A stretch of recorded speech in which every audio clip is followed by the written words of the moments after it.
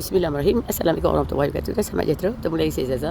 Ini Zaza nak menunjukkan yang husband Zaza hari ini adalah MC pengacaraan majlis di Jabatan Kehakiman Syariah Perak. Dan hari ini MC kerana tak berapa sihat, dapat 2 hari MC daripada klinik.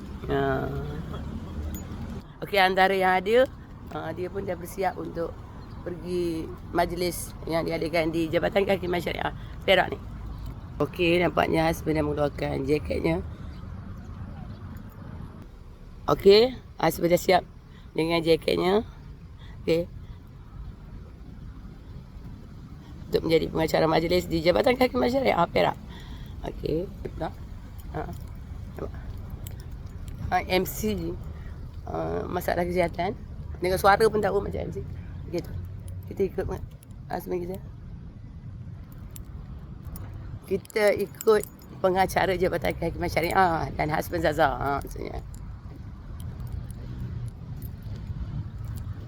Okey, ni Jabatan Kehakiman Syariah Negeri Perak. Pengacaranya. Dan di situ.